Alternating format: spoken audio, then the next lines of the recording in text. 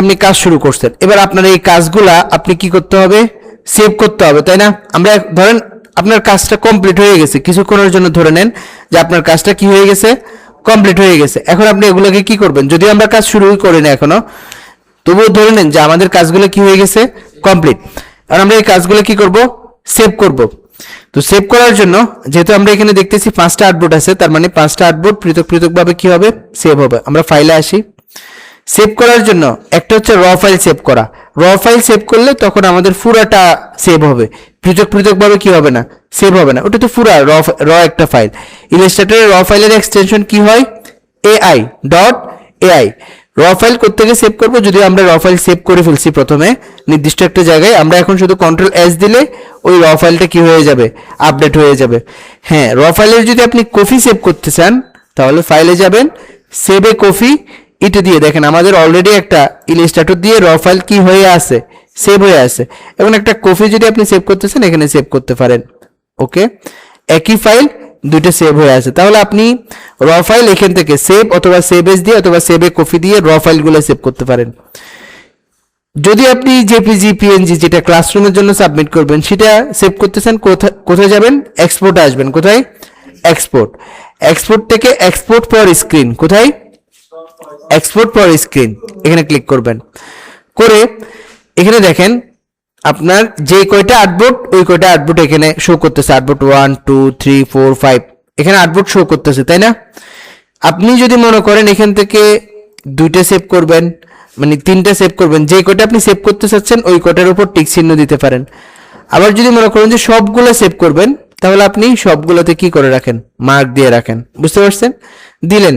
Save করবেন কিভাবে, এখানে দেখেন পিএনজি দেয়া আছে ফরম্যাট, আপনি এখান থেকে জেপিজি 100 দিতে পারেন, ঠিক আছে? পিএনজি তেও সেভ করতে পারেন, তবে ক্লাসে আপনারা জেপিজি 100 দিবেন।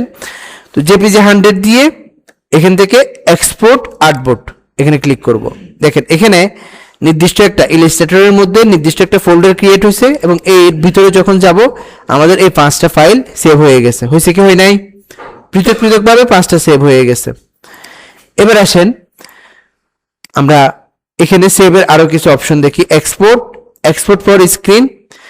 এখানে বেশ কয়েকটা সমস্যা আপনারা ফেস করবেন। সেটা কি, আপনারা তো 5টা কাজ সেভ করবেন, পরে আবার যখন দ্বিতীয় দিন অ্যাসাইনমেন্ট করতে যাবেন তখনও তো ঠিক এভাবে আউটপুট 1 আউটপুট 2 আউটপুট 3 হবে, তাই না?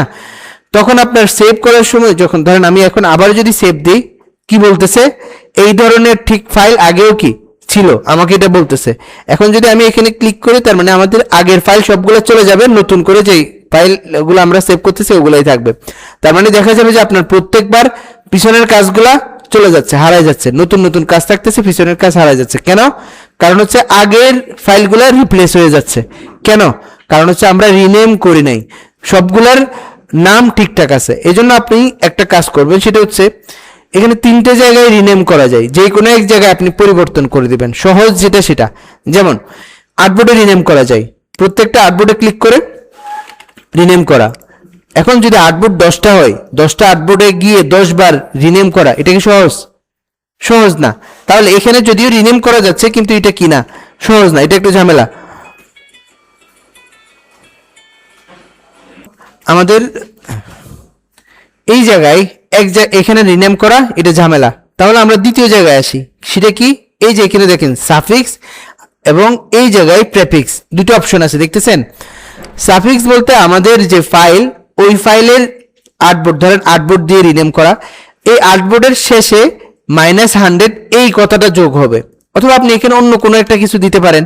তাহলে এই লেখাটা প্রত্যেকটা আউটপুটের শেষে কি হবে, যোগ হবে। এই লেখাটা যখন ধরেন আপনি যে কোনো একটা লেখা প্রত্যেকবার যে কোনো একটা লেখা দিয়ে দিলেন, আর এই লেখাটা দেওয়ার কারণে আপনার আউটপুটগুলোর কি হবে না, আগেরগুলোর সাথে রিপ্লেস হবে না।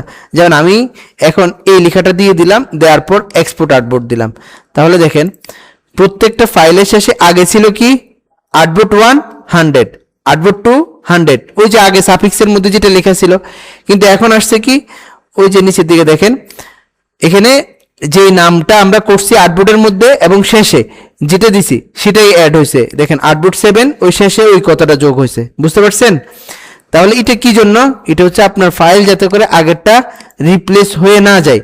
তাহলে কোথায় এসেছি আমরা? এখান থেকে সাফিক্স। আর যদি মনে করেন আমি সাফিক্সে কোনো কিছু অ্যাড করব না, আমি প্রেফিক্সে অ্যাড করব, তাহলে অ্যাড করতে পারেন। এটা হচ্ছে কি আর্টবোর্ডের শুরুতে এই কথাটা অ্যাড হবে।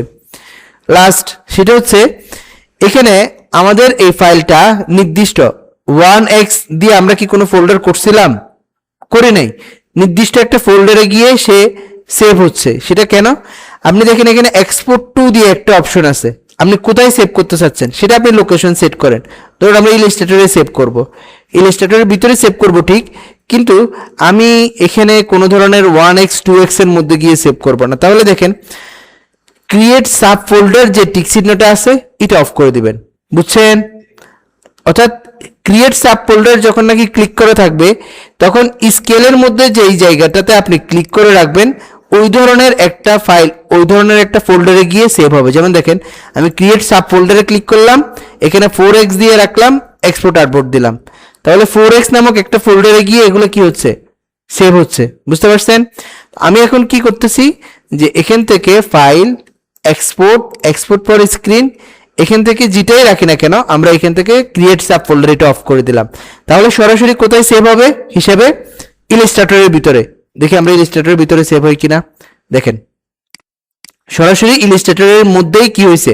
ইলাস্ট্রেটর ফোল্ডারের মধ্যে এখন সেভ হয়েছে, আর কোনো সাব ফোল্ডারে গিয়ে সেভ হয় নাই। তাহলে এতক্ষণ পর্যন্ত যে আলোচনা ছিল সেগুলো হচ্ছে কি আপনি ফাইল কিভাবে কি করবেন? সেভ করবেন। বুঝে গেছেন কি?